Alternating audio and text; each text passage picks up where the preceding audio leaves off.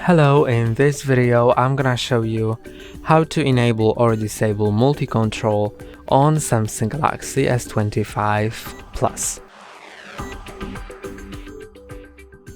So the multi-control is a function that allows you to move the cursor between your phone and other Galaxy device like the Galaxy Book, which is a Samsung laptop, or the Samsung Galaxy tablet.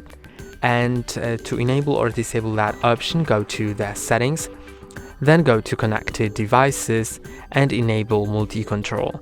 You can also click on its name to learn more about it. And you just need to have the same Samsung account logged in on both devices.